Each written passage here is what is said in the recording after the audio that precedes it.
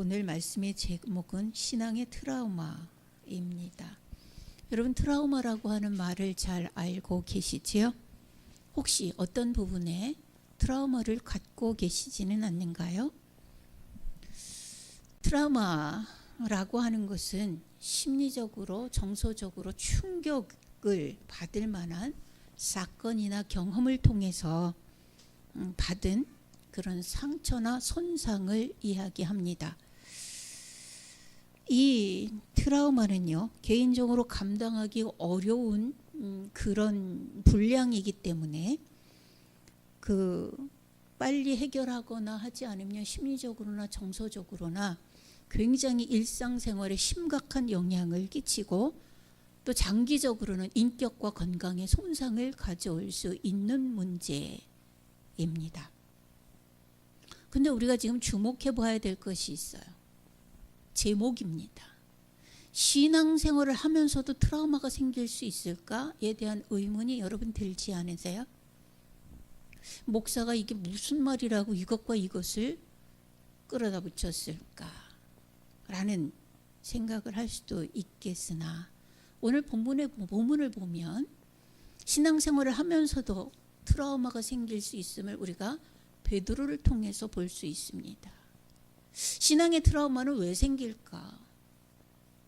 신앙생활이라고 하는 것은 그 트라우마를 극복하거나 그 트라우마를 치유받기 위함이 아닐까요? 한면으로 보면. 그죠? 근데 그런 신앙생활을 하는데 트라우마가 생겨. 이건 또 뭐냐? 신앙생활을 하면서 심각한 죄를 짓거나 아니면 성도로서 하지 말아야 될 아주 수치스러운 일을 누가 보기 이전에 누가 알지 못한다고 하더라도 나 스스로가 그런 일들을 했다면 우리는 그 부분에 남이 알지 못하는 트라우마를 갖게 되어집니다. 오늘은 아예 베드로는 본문에 보면 드러내놓고 트라우마를 만들어 가져요. 우리가 읽은 31절로 35절에 보면 예수님이 낮에 이제 그 밤에 사람들에게 잡혀갈 거예요. 그래서 십자가에 죽으실 건데 그 앞서서 제자들을 놓고 얘기를 하셨어요. 너희가 오늘 밤에 너희가 다 나를 버리리라 라고 얘기를 하셨어요. 그랬더니 베드로가 뭐라고 얘기해요? 33절에 보면 모두 주를 버릴지라도, 아니 예수님이 너희가 다 나를 버리리라 라고 말씀하셨으니까 다른 사람은 다 몰라도 얘네들은 다 버릴지 몰라도 나는 아니에요 라고 33절에 얘기를 해요. 모두 주를 버릴지라도 나는 결코 버리지 않겠나이다 라고 얘기를 해요. 그랬더니 아니 다 굴기 전에 너 3번 나를 부인할걸? 이렇게 예수님 말씀하셨더니 35절에 보면 뭐라고 얘기를 해요? 주와 함께 죽을지언정 그런 일은 없습니다 라고 얘기해요. 내가 죽을지언정 그런 일은 안 해요 라는 얘기예요. 근데 69절로 75절에 보면 해요 안 해요? 해요. 자, 한 종이 나왔습니다. 너 갈릴리 사람 예수 함께 있는 거 내가 봤는데 라고 얘기를 했더니 뭐예요? 모든 사람 앞에서 부인하여 거기 가이사의 집 안에 사람들로 꽉 차 있었어요. 예수 잡아왔다. 이거 드디어 예수 잡아왔다. 근데 베드로가 용기 있긴 있어요. 거기까지 쫓아가요. 다른 놈들은 다 도망가고 없어요 지금.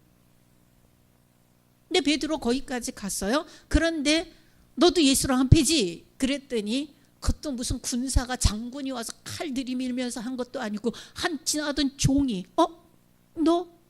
이랬는데 뭐라 그래요? 그 많은 사람 앞에서 부인하면서 나는 내가 무슨 말 하는지 알지 못한다 라고 얘기하고 그 자리를 떠요. 밖으로 나온 것이 아니라 다른 문 앞으로 가요. 근데 71절에 보면 다른 여종이 또 그 얘기를 해요. 너 예수랑 같이 있던 거 내가 봤는데? 그랬더니 뭐예요? 맹세하고 부인하여 나는 그 사람을 알지 못한다. 맹세까지 하고 부인해요. 그리고 이제 조금 후에 곁에 섰던 사람들이 또 그 얘기를 해요. 그랬더니 예수님을 저주하면서 맹세해요. 뭐라고? 나는 그 사람을 알지 못한다. 이렇게 이야기를 해요. 마지막 그 얘기를 함과 동시에 닭이 3번 울어요. 닭이 울어요. 그래서 그가 나가서 통곡하면서 땅을 치지요. 이것으로 인해서 그가 가진 트라우마는 상당한 그 인생의 영향력을 가져와요. 왜? 지 입으로 모두 주를 버릴지라도 나는 결코 버리지 않겠다더니 누가 뭐라 그랬어요? 지가 그랬지. 내가 주와 함께 죽을지언정 부인하지 않겠다더니 뭐 했어요? 그날 밤 낮에 얘기하고 그날 밤에 예수님이 잡혀간 그 장소에 있으면서 예수님 예언대로 그렇게 하면서 베드로는 신앙생활에 해결할 수 없는 트라우마를 가지게 돼요. 생겼어요. 역사에 요세비우스라고 하는 기독교 역사학자가 있습니다. 그의 기록에 보면 베드로는 평생 닭이 울면 뛰어나가서 통곡하고 회개하는 삶을 살았다. 이렇게 기록되어져 있어요. 그래서 보면 천주교는 베드로를 일대 교황이라고 추대하잖아요. 천주교 성당에 지붕을 다니면서 이렇게 버스 타거나 차를 운전하면서 성당 지나갈 때 한번 보세요. 성당 꼭대기에는 맨 위에 닭이 있어요. 닭 형상을 만들어 놨어요. 이게 뭐예요? 예수님을 부인한 죄에 대한 경종을 울리는 거예요. 이게 베드로가 가진 신앙의 트라우마예요. 상처 혹은 깊은 흔적, 죄의 흔적이란 말입니다. 트라우마는요, 가만두면 안 돼요. 반드시 해결해야 되고 꼭 해결해야 돼요. 왜요? 트라우마가 뭐라 그랬어요? 개인적으로 감당하기 어려운 사건이나 상황으로 인해 발생하는 심리적, 정서적 충격으로 인한 상처, 상흔, 흔적이라고 얘기를 했어요. 이거 가만두면 일상생활에 큰 아주 심각한 영향을 미칠 수 있고 정서적으로는 건강에 인격적으로 문제를 발생시킬 수도 있어요. 그래서 이런 어려운 일들을 겪으면 반드시 회복의 시간을 가져야만 해요. 누가 가까운 사람이 내 옆에서 사고로 생을 달리했다든지 이건 굉장히 큰 충격이거든요. 사람들이 그러면 정상적인 생활을 하기가 어려워요. 그렇다든지 상상 못할 어떤 이상한 일을 당했다든지 이런 반드시 지금은 법적으로 상담을 받거나 치료를 받게 그렇게 하죠. 우리나라는 그래요. 나름 선진국이기 때문에 그런 부분은 조금 신경을 쓰죠. 만약에 그렇게 하지 않으면요, 몸으로도 우리 인격으로도 정서적으로도 심리적으로도 큰 어려움을 겪게 되어져요. 몸은 자기가 스스로 반응하는 경우가 많아요. 나는 괜찮은 것 같은데 이런 트라우마들은 큰 충격에 의한 트라우마들은 뭐 소화불량, 불면 뭐 이런 것들이 잔뜩 와서 병원에 가면 병은 없는데 그 스트레스로 인해서 사람이 건강을 잃게 되어지기도 하고요.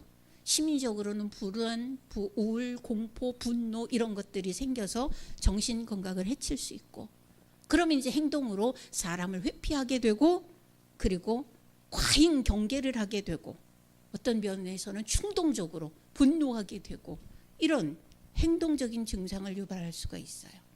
그러면 이런 사람들은 사회적으로 사회생활을 건강하게 할 수 있을까요? 아예 못하죠. 대인 기피가 생긴다든지 다른 사람을 믿지 못해서 신뢰관계를 형성하지 못해서 그래서 공동체 생활을 하기 어려워요. 직장 생활이라든지 학교 생활이라든지 사람이 모임이라든지 이런 거 건강하게 하기 어려워요. 그럼 뭐 어떻게 돼요? 희귀고물이 되는 거죠. 은둔형 외톨이, 사회적인 고립 이런 것들이 되는 겁니다. 그에게 어떤 직무가 맡겨졌다고 해도 집중력이 저하되고 동기가 부족해서 성취도가 낮아요. 그럼 어차피 사회생활은 처져서 못하게 되죠. 이게 트라우마가 가져다주는 상흔들이에요. 신앙적 트라우마 역시 마찬가지 맥락에서 다루어지지 않으면 안 돼요. 왜냐하면 이게 영적으로까지 이렇게 잡아당기고 주저앉히는 그런 역할을 하기 때문에 이 신앙적인 트라우마는 사단의 역사하는 통로가 될 수 있고 신앙생활의 실패의 원인이 될 수 있어요. 물론 구원이라고 하는 것은 하나님의 열심으로 우리의 죄를 이겨내는 놀라운 은총의 통로이지만, 그렇지만 내가 하나님을 부인하고 내가 예수님을 거절하고 성령의 역사에 불응하고 내가 이 자리를 떠난다면 그거는 그 죄로 인해서 구원의 자리에 있지 못할 경우도 있을 수 있어요. 누가 그랬어요? 가룟 유다가 그랬어요. 성경에 그런 예가 없는 게 아니에요. 트라우마는 반드시 영적인 것도 치유가 되어져야 돼요. 영으로 다루어져야 되는 거란 말입니다. 이 베드로가 자기가 예수님을 닭 울기 전에 3번 부인한 그 일로 인해서 가지게 되어진 마음의 무거움이 있었던 것 같아요. 베드로전서 1장, 베드로전서와 베드로후서를 보면 간간히 베드로가 그런 표현들을, 그 무거운 표현들을 써요. 베드로전서 1장 6절에 보면 이런 표현이 있어요. 그러므로 너희가 이제 여러 가지 시험으로 말미암아 잠깐 근심하게 되지 않을 수 없다라는 표현을 해요.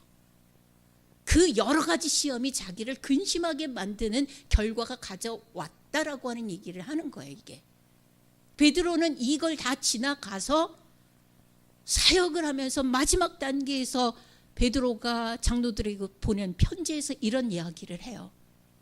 여러 가지 시험으로 말미암아 잠깐 근심하게 되어진다. 베드로전서 1장 17절에 보면 이렇게 얘기를 해요. 외모로 보시지 않고 각 사람의 행위대로 심판하시는 이를 너희가 아버지라 부른즉 너희가 나그네로 있을 때를 두려움으로 지내라. 하나님은 행위를 보신다. 아니, 하나님 믿음 보시는 거 아니에요? 우리가 믿음으로 구원받는 거 아닌가요? 근데 베드로와 야고보는 그런 얘기를 해요. 그 모든 환난의 때를 지나면서 그들의 결론은 뭐냐 하면, 살아있는 그 믿음, 구원을 얻을 그 믿음이라고 하면 행위도 그렇게 따라오는 건데 나는 그때 이랬었다라는 얘기예요. 어땠었다? 나는 예수님을 부인했었다. 그때 내 신앙은 그 정도였었다. 그런데 하나님은 행위를 보신다. 믿음의 행위까지 있어야 된다. 아브라함이 하나님 앞에 의인으로 인정받은 그 행위가 있어요. 그게 뭐예요? 모리아산에서 아들 이삭을 잡아서 번제물로 바쳤던 그 행위 끝에 내가 나를 믿는 자로 여기노라 하면서 그때부터 의인으로 대하셔요. 믿음은 반드시 믿음의 행위를 가지고 오는데, 이 베드로는 그때 그 일을 생각하면서 무거움을 우리에게 전달을 해 주어요. 트라우마였다. 이 트라우마는요, 베드로로 하여금 자기의 자리를 포기하고 회피하고 떠나게 만들어요. 어떤 자리인데요? 예수님의 제자의 자리, 첫째 제자의 자리, 이 자리를 떠나게 만들어요. 이거 한번 찾아볼게요. 요한복음 2장 13절, 21장 3절입니다. 요한복음 21장 3절.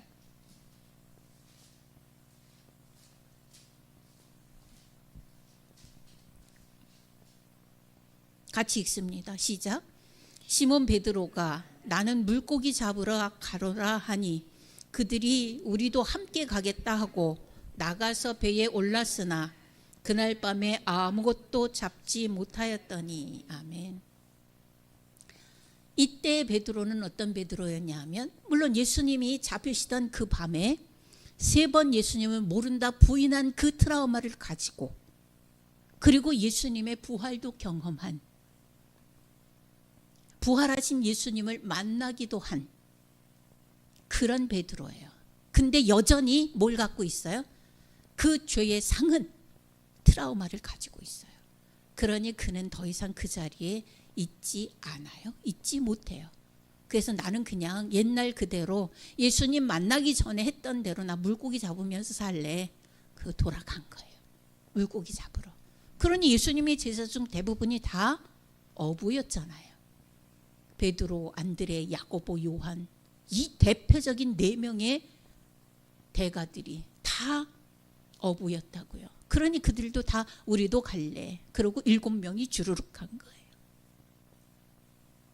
이렇게 트라우마는 제자의 자리, 하나님의 사랑받는 자리, 하나님을 사랑하는 그 자리를 떠나게 만들어요. 어떻게 돼요? 트라우마를 해결해야지요. 온전한 신앙생활을 위해서, 온전한 인격을 위해서, 온전한 하나님과의 관계를 위해서, 사람과의 관계를 위해서 트라우마는 반드시 해결이 되어져야 돼요. 어디로 갈까요?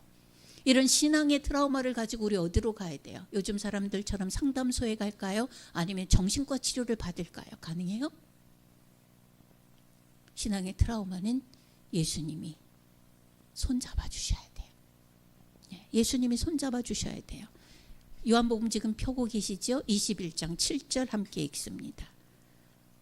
시작. 예수께서 사랑하시는 그 제자가 베드로에게 이르되 주님이시라 하니 시몬 베드로가 벗고 있다가 주님이시라 하는 말을 듣고 겉옷을 두른 후에 바다로 뛰어내리더라. 아멘. 베드로가 예수님이 오셨다는 요한의 말을 듣고 어디? 그러더니 벗고 있다가 옷을 주워 입고 바다로 뛰어내렸어요. 뭐야, 자살하려고 그래요? 아니에요. 예수님 만나러 가려고. 배를 끌고 가면 늦으니까 자기가 옷 입고 수영해서 간 거예요. 자, 여러분, 우리가 주목해 볼 것은 그 이후에 예수님을 만난 베드로와 예수님과의 대화예요. 예수님과의 대화예요. 15, 16, 17장 우리 같이 읽어보겠습니다. 요한복음 21장 15절, 16절, 17절 같이 읽습니다. 시작. 그들이 조반 먹은 후에 예수께서 시몬 베드로에게 이르시되 요한의 아들 시몬아, 네가 이 사람들보다 나를 더 사랑하느냐 하시니 이르되 주님, 그러하나이다. 내가 주님을 사랑하는 줄 주님께서 아시나이다. 이르시되 내 어린 양을 먹이라 하시고 또 두 번째 이르시되 요한의 아들 시몬아, 내가 나를 사랑하느냐 하시니 이르되 주님, 그러하나이다. 내가 주님을 사랑하는 줄 주님께서 아시나이다. 이르시되 내 양을 치라 하시고 세 번째 이르시되 요한의 아들 시몬아, 내가 나를 사랑하느냐 하시니 주님께서 세 번째 내가 나를 사랑하느냐 하심으로 베드로가 근심하여 이르되 주님, 모든 것을 아시오매 내가 주님을 사랑하는 줄을 주님께서 아시나이다. 예수께서 이르시되 내 양을 먹이라. 아멘. 베드로는 분명히 예수님을 부인할 때 첫 번째 모든 사람 앞에서 부인하여 나는 네가 무슨 말 하는지 모른다. 무슨 말 앞에요? 너 예수님하고 함께 있는 거 내가 봤는데? 라고 얘기를 했더니 모든 사람 앞에서. 그러니 예수님 찾아오셔서 독대하신 자리에서 이야기해요. 요한의 아들 시몬아, 네가 이 사람들보다 나를 사랑하느냐? 사랑하지 않아서가 아닌 거를 알잖아요. 그럼에도 불구하고 이 모든 사람들보다 나를 더 사랑하느냐? 라고 하세요. 그리고 16절에 보면 요한의 아들 시몬아, 네가 나를 사랑하느냐? 17절에도 요한의 아들 시몬아, 네가 나를 사랑하느냐? 물어요. 베드로는 계속해서 대답해요. 주님, 내가 주님을 사랑하는 줄 주께서 아시나이다. 이 대화가 오가면서 뭐가 일어나요? 그 죄의 상처에 대한 치유가 일어나요. 예수님 오셔서 만나서 이야기하기만 하면 그 트라우마는 해결이 되어져요. 그 트라우마를 가졌을 때 베드로는 어떻게 했어요? 나는 물고기 잡으러 가노라. 그러나 예수님 찾아오셔서 요한의 아들 시몬아, 네가 나를 사랑하느냐? 라고 하는 세 번의 질문으로 주님, 내가 주님을 사랑하는 줄 주께서 아시나이다 라고 하는 이 신앙의 고백, 사랑의 고백을 듣는 과정에서 치유를 일으키시더니 예수님 다시 불러 세우시지요. 뭐라고요? 내 어린 양을 먹여라. 내 양을 치라. 내 양을 먹여라. 이게 뭐예요? 사명의 자리에 다시 회복시켜 올려 세워놓으시는 예수님의 치유예요. 상처는 그냥 슬쩍 묻어두고 내버려 두면 곪아요. 지도 죽고 악취도 나요. 상처는 그냥 슬쩍 묻어두는 게 아니에요. 예수님 앞에 가지고 나와 드러내는 거예요. 예수님 찾아오셨을 때 그냥 벌리는 거예요. 감추려고 옷 갖춰 입고 입을 뒤집어 쓰고 이러는 게 아니라 예수님 그 상처 때문에 오셨잖아요. 그럼 예수님 말씀 먼저 하시잖아요. 그거 붙잡으시잖아요. 그 부분을 만지시잖아요. 그럼 그대로라도 가만히 있으면 돼요. 네. 신앙의 트라우마, 이 상처는 베드로가 지가 만들어 가진 거예요. 누가 갖다 엎어 씌운 거 아니에요. 자신이 만들어 가진 것이지만 이 상처로 인한 흔적, 이 상처로 인한 트라우마는 그 치유는 예수님이 하셨어요. 우리는 꼭 기억해야 돼요. 예수님을 3번 부인한 베드로에게 그 상처의 완전한 치유를 위해서 3번을 물으세요. 똑같이 3번을 물으시고 내가 주를 사랑하나이다. 그걸 주님께서 아십니다. 라고 고백하는 베드로에게 당부하셨지요. 내 어린 양을 먹여라. 내 양을 먹여라. 내 양을 치라. 우리가 신앙생활을 한다고 하지만 부인할 수 없는 게 있어요. 나의 나됨 부인할 수 없어요. 이게 무슨 얘기예요? 나의 죄인됨으로 인한 상처를 만들고 있는 나, 신앙의 트라우마를 만들고 있는 나 부인할 수 없어요. 현실이에요. 그러나 그 상처가 치유되지 않으면 우리의 신앙의 인격과 은혜의 생활이 회복되지 않아요. 자꾸 다른 데로 밀려 나가려고 할 거예요. 베드로가 나 물고기 잡으러 가노라 한 것처럼. 그러나 찾아오신 예수님의 손을 다시 붙잡고 일어나서 주님을 사랑하는 자리, 주님께 사랑받는 그 자리에 온전히 설 수 있는 맑은 샘교회 성도들 되시기를 주님의 이름으로 축원합니다. 기도하겠습니다. 우리를 사랑하시는 하나님, 우리를 죄에서 자유롭게 회복시키시기 위해 자신을 죽이심으로 말미암아 또 부활하심으로 말미암아 우리가 우리의 구주가 되신 예수님, 그 예수님의 새 생명을 우리에게 적용시키기 위해 지금도 역사하시는 성령님, 이제 우리 가운데 오셔서 우리가 그동안 만들어냈던 신앙의 트라우마들을 만지시고 드러내어 주셔서 사람 앞에 수치가 아니라 예수님 앞에 치유되어지는 신앙의 인격을 가지고 주님의 사랑받는 그 자리, 주님을 사랑하는 그 자리에 온전히 서 있는 맑은 샘교회 성도들 되어지게 하여 주옵소서. 우리의 삶의 흔적들은 우리를 주저앉히려고 하나, 그러나 우리가 구원받은 하나님의 백성이므로 다시 한번 더럽고 추악한 손이지만 손 내밀어 주님을 잡습니다. 주님 씻어주시고 회복시켜 주셔서 주님 기쁨과 감격의 자리에 있게 하시며, 주님 우리 같은 죄인들을 통하여서도 하나님 영광 받으시옵소서. 영광 받아 주옵소서. 우리의 심령이 하나님을 향하여서 늘 열리게 하옵소서. 예수 그리스도 이름으로 기도하옵나이다. 아멘.